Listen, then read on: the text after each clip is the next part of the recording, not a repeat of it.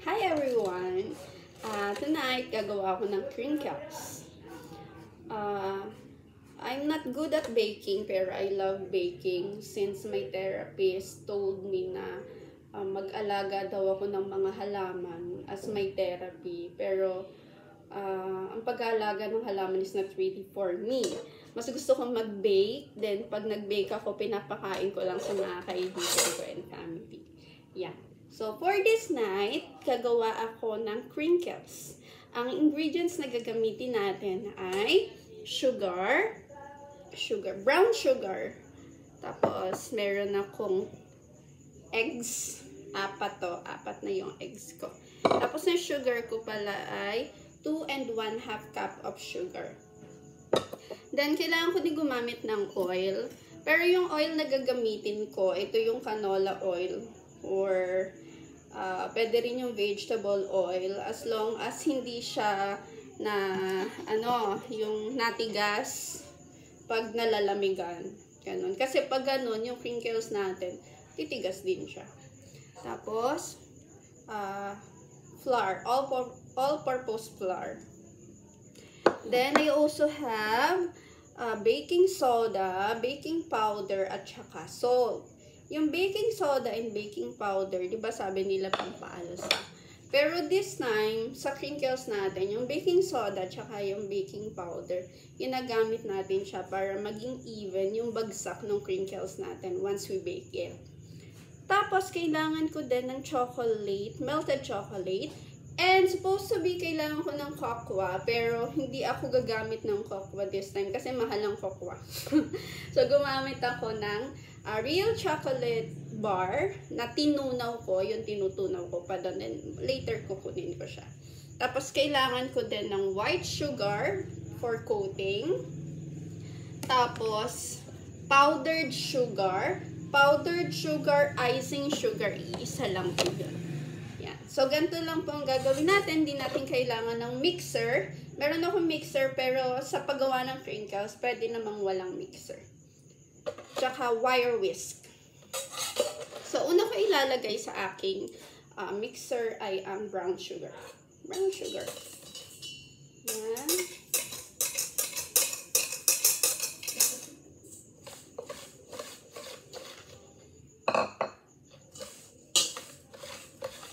Then, together with the eggs. Haluin lang natin siya hanggang maging smooth.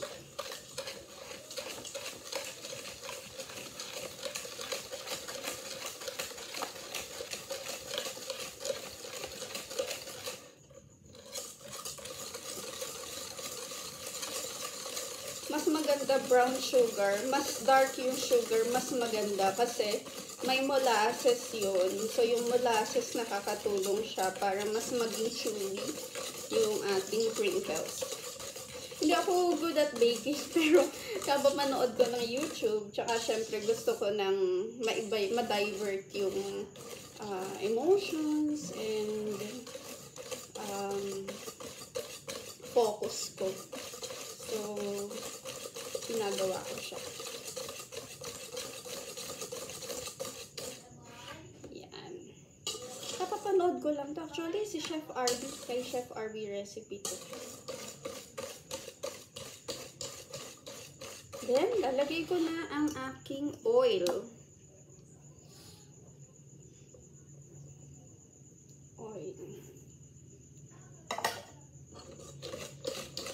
Mix again.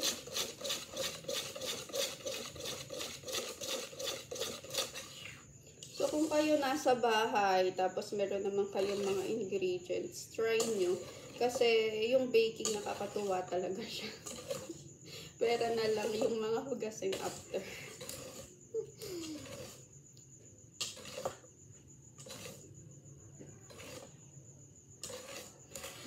So, after na smooth na siya like this one, yan. Oh my gosh. Yan, naitapon ko. Wait.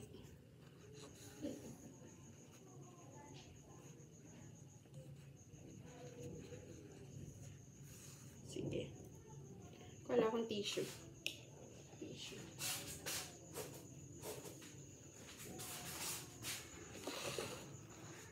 nakaka-clumsy talaga kahit kailan. Yan. Pwede ko na ilagay yung chocolate.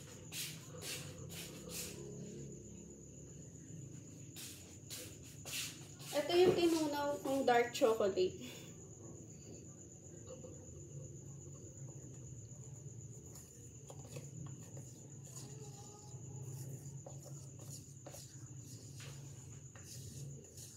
By the way, 2 cups of, 2 cups of melted dark chocolate. Gusto ko kasi dark chocolate siya.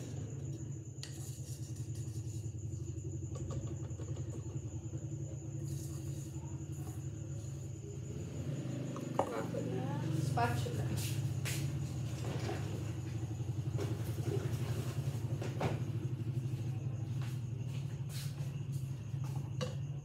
Kumuha ko na akong spatula para mas mabilis siyang ma-scrape.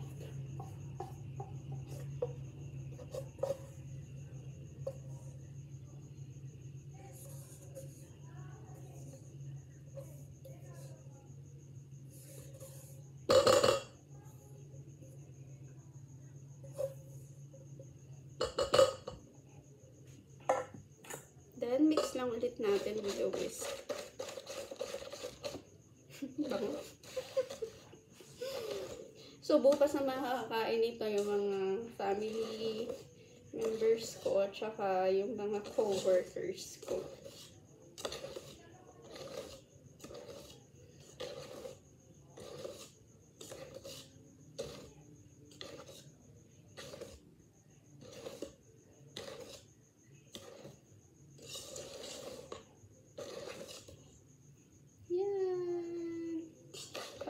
Dami ko ng chocolate.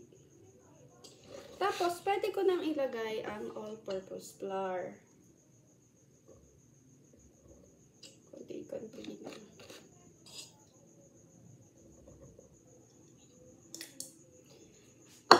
Kailangan lang natin siyang haluin until mawala yung harina. Kasi hindi maganda sa harina yung overmix.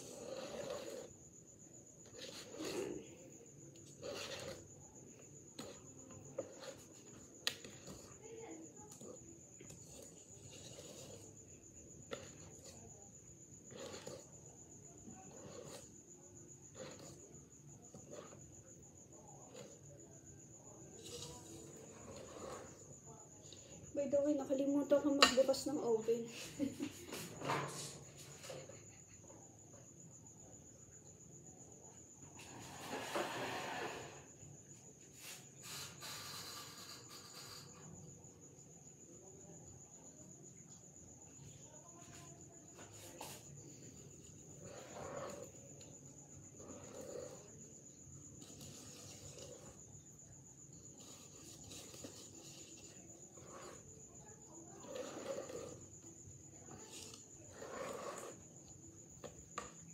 Scrape natin yung side para mawala talaga yung harina.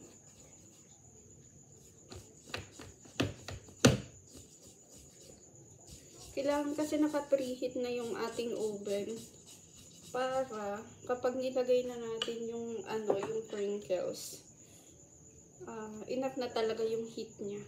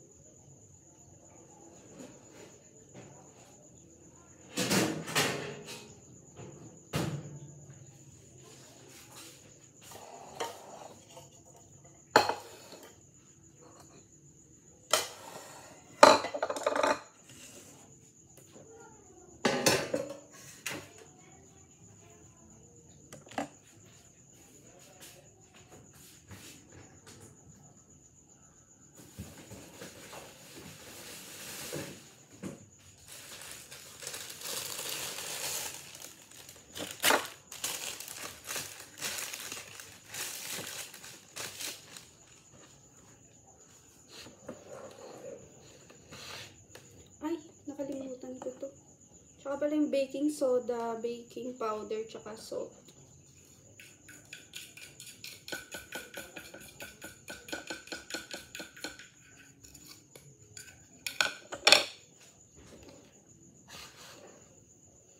Then mix, mix, mix.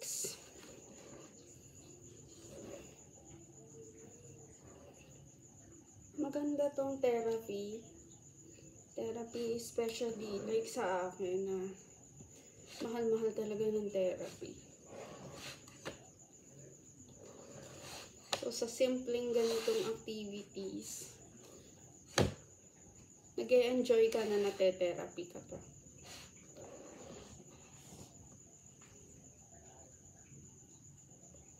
And advisable talaga siya from psychotherapist. Yan. So, okay na. So, paano siya gawin? Kukuha ako ng 1 tablespoon. Kuha lang ako.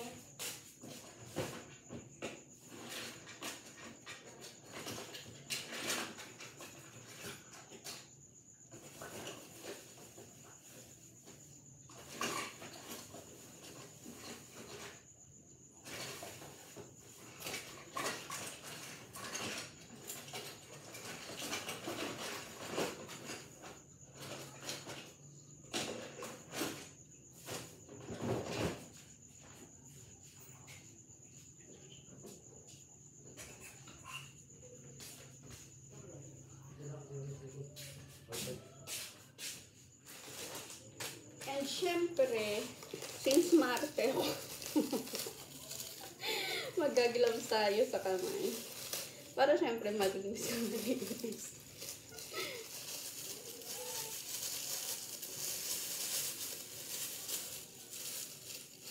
Mati ata.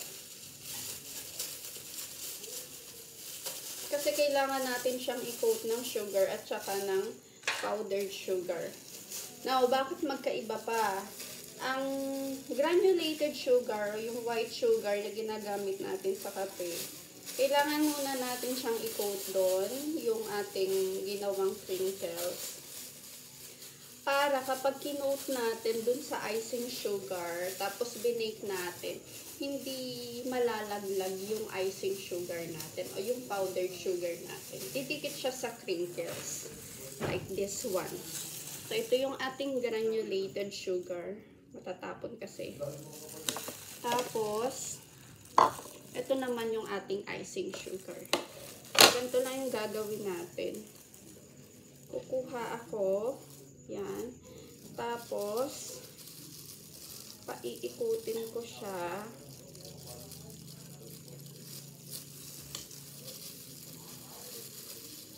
Ay, dapat pala dun ko na pinatak. Sa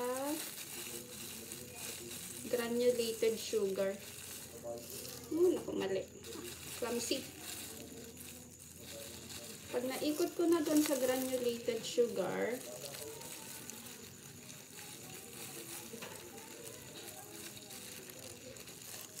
pwede ko na ngayon. Wait. Ang clumsy ko.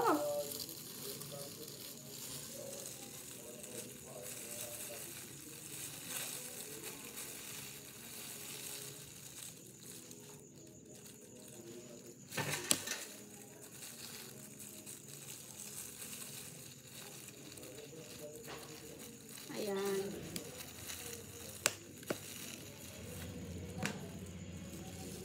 Tapos, doon naman sa icing sugar. Yun.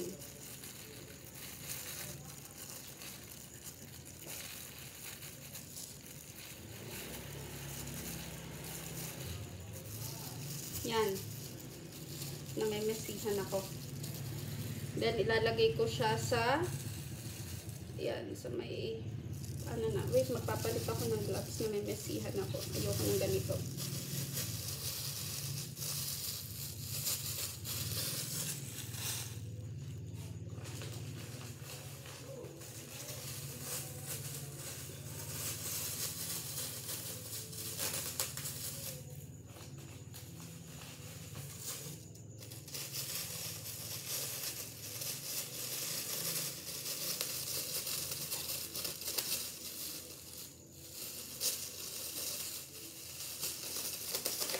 ba na? Parang nag-electric fan ako dito.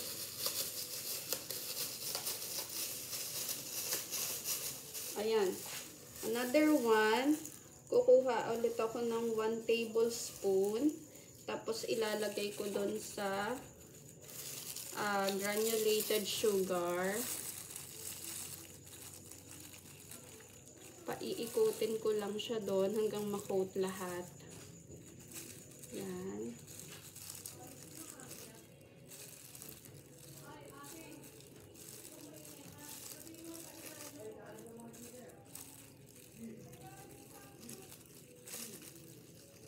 Tapos, punta na tayo sa icing sugar or powdered sugar. Mabibili nyo naman yung mga ingredients sa palengke. Meron din sa All About Baking sa SM.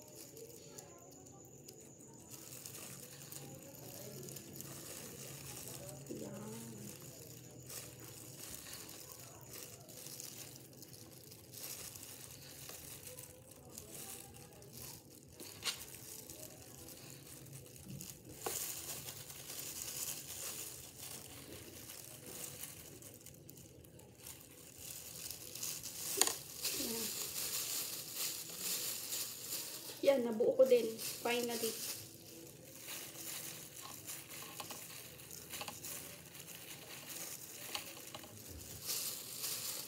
Yay! Ay, yung isa, gusto kong ulitin tong isa. Na-coat na natin siya. So, gusto ko naman dito sa icing sugar. I-coat din natin siya ng matindi.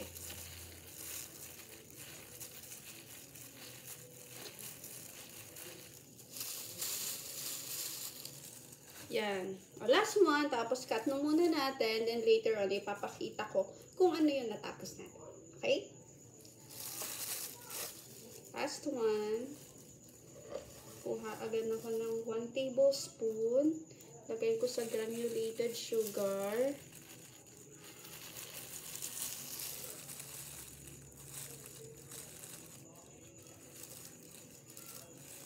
Coat ko lang siya ng sugar.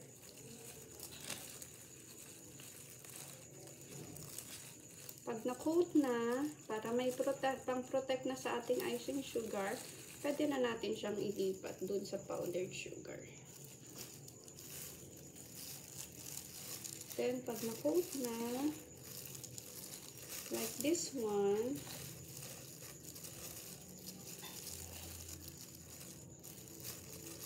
pwede na natin siyang ibilog. No worries kasi babagsak naman siya. Pag naka-bake na siya, babagsak siya. Ayan. Sarap mag-bilog.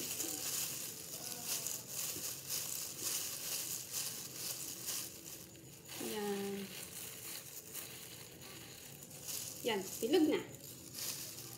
So,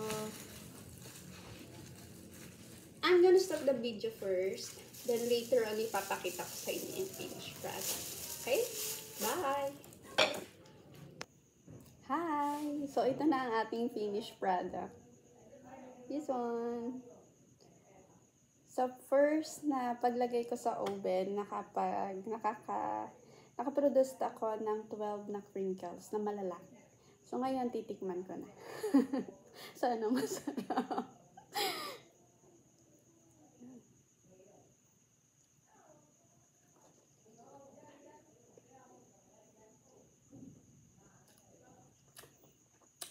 Crunchy outside, chewy inside. Masarap. Thank you for watching and sa susunod ulit na cooking therapy natin. Bye!